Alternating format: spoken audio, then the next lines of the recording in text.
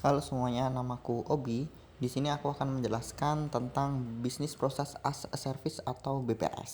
Jadi, ayo kita lanjutkan. Nah, jadi apa sih yang melatar belakangi kita belajar tentang BPAS? Nah, ada dunia bisnis semakin kompleks dan dinamis, kemudian juga kebutuhan akan efisiensi proses dan pengurangan biaya. Adopsi teknologi cloud menjadi solusi utama. Kemudian yang terakhir ada munculnya layanan BPAS sebagai bentuk transformasi digital. Selanjutnya adalah gambaran evolusi layanan cloud yang mana IaaS berevolusi menjadi PaaS, lalu PaaS berevolusi menjadi SaaS, dan SaaS berevolusi menjadi BPaaS. BPaaS adalah evolusi dari SaaS.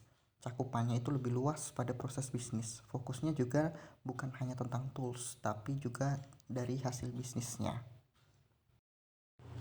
Selanjutnya kita akan bahas tentang arsitektur BPaaS. Nah, arsitekturnya sendiri terbagi dari beberapa layer. Layer pertama ada layer proses bisnis, kemudian ada aplikasi, platform, dan yang terakhir ada infrastruktur.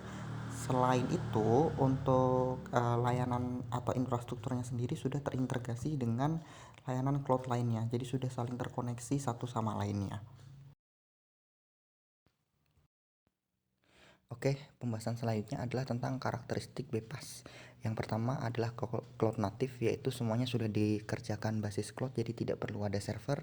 Kemudian ada otomatis proses dan juga terstandarisasi dan reusable. Pay per user model berarti hanya menggunakan atau membayar yang digunakan saja. Yang terakhir juga sudah ada SLA dan compliance built-in.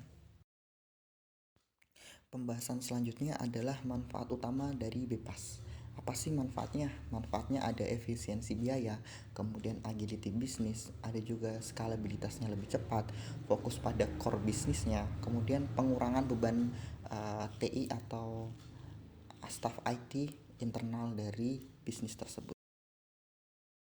Selanjutnya kita bahas tentang perbandingan BPaaS dengan versi tradisional. Nah, BPaaS sendiri dia mempunyai biaya awal yang lebih murah, kemudian implementasinya juga lebih cepat, skalabilitas lebih efisien, fokusnya juga lebih pada hasil bisnis bukan dari sistem internal. Gambaran kasarnya bisa dilihat dari gambar, itu terlihat BPaaS lebih mudah daripada model tradisionalnya.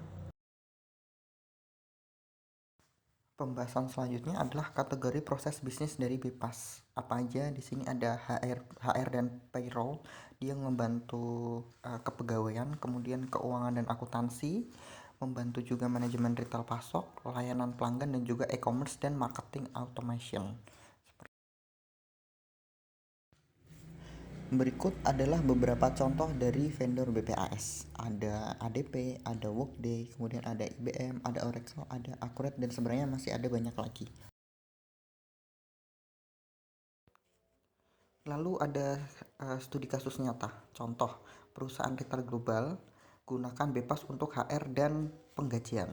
Hasilnya 30% lebih hemat biaya, proses penggajian 50% lebih cepat, karyawan juga lebih puas dari akses mandiri. Digambarkan seperti ini. Selanjutnya adalah tantangan implementasi dari BPaaS. Apa sih tantangannya? Pertama, ada keamanan dan privasi data, yang manasanya data kita disimpan oleh pihak ketiga. Kemudian ada kebutuhan integrasi dengan sistem lama, ada dependensi terhadap vendor, jadi kita tergantung nih dengan vendor perusahaan kita. Kemudian ada kurangnya fleksibilitas pada proses yang unik. Maksudnya adalah jika perusahaan kita ada proses yang custom banget nih, nah itu untuk penyesuaiannya agak susah karena BPaaS itu menyediakan uh, sistem yang standar. Di sini juga disebutkan keuntungan BPaaS dan transformasi digital, yaitu komponen penting dalam strategi digital transformasi.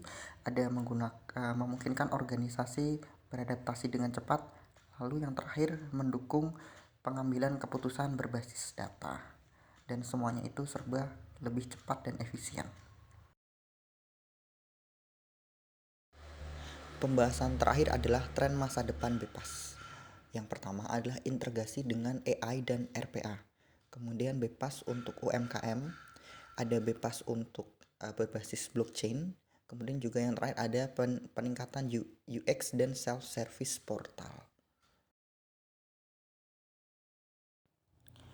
Kesimpulan dari pembahasan kali ini adalah Bepas menyediakan efisiensi, fleksibilitas, dan kecepatan, menyederhanakan proses bisnis secara strategis, dapat ditetapkan di berbagai sektor industri. Kemudian yang terakhir adalah akan makin strategis dalam era digital.